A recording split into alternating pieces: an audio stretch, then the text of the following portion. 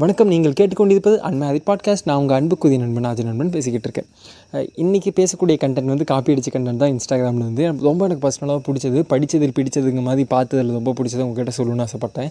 என்னென்னா, ஒரு முட்டை இருக்குல்ல, ஒரு முட்டை நம்ம சாப்பிடுவோம்ல, அந்த முட்டையில் நம்ம வெளியேருந்து ஒரு ஃபோர்ஸ் கொடுக்கும் அப்படின்னா அந்த உடஞ்சி போய்டும். ஓகேவா? அதனால் என்ன மீன்னா அதோடய வாழ்க்கை முடிஞ்சிச்சு, அந்த முட்டையோட வாழ்க்கை முடிஞ்சிச்சுன்னு அர்த்தம். அதுவே அந்த முட்டையிலேருந்து உள்ளேருந்து ஒரு ஃபோர்ஸ் வந்துச்சுன்னா அதுலேருந்து அது இப்போ கோழி முட்டை அப்படின்னா கோழி குஞ்சு புரிஞ்சிருக்கும். அப்போது புதுசாக ஒரு வாழ்க்கை ஆரம்பிக்குது. ரொம்ப அழகாக சொல்லியிருந்தாங்க. அதாவது ஒரு முட்டைக்கு நம்ம வெளியேருந்து ஃபோர்ஸ் கொடுத்தா அதோடய வாழ்க்கை முடிஞ்சது. அதுவே அந்த முட்டைக்கு நம்ம உள்ளேருந்து ஒரு ஃபோர்ஸ் கொடுத்தோம்னா அது ஒரு புதிய வாழ்க்கையின் துவக்கமாக இருக்குது.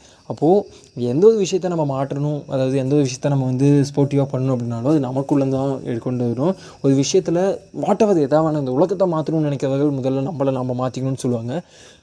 அதை தான் மீண்டும் மீண்டும் நான் வந்து ஆரம்பத்துலேருந்தே சொல்ல வரேன். ஃபஸ்ட்டு நம்ம எண்ணங்களுக்கும் நம்ம செயல்களுக்கும் ஒரு பாண்ட் இருக்கணும். நான் நினைக்கிறது ஒன்றா இருக்குது, செய்யறது ஒன்றா இருக்குன்னா வேஸ்ட் ஆஃப் டைம். அந்த ஈக்குவாலிட்டி, அந்த பாண்டை க்ரியேட் பண்ணுறது தான் நம்மளோட மிகப்பெரிய வேலை.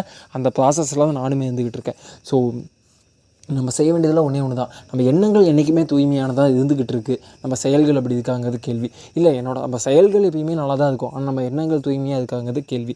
எப்படிடா எண்ணங்களையும் செயல்களையும் நம்ம வந்து சமநிலை கொண்டு வருது அப்படின்னா ரொம்ப சிம்பிள் தான். படிங்க, தயவு செஞ்சு படிங்க. படிக்க ஆரம்பித்தாவே முக்கால்வாசி பிரச்சனை முடிஞ்சு போயிடும். இன்னொன்று நான் புரிஞ்சுக்கிட்ட ஒரு விஷயம், எனக்கு 2 விஷயத்துக்கு முன்னாடி சொன்னாங்க, எனக்கு அப்போ புரியல, பட் எனக்கு இப்போ புரியுது. என்னென்னா, நம்ம பேசணும்னு நினைக்கிறது தப்பு இல்லை, நம்ம எல்லாம் சரி, பட் பேசணுங்கிறதுக்காக மட்டுமே பேசுறது ரொம்ப ரொம்ப தப்பு.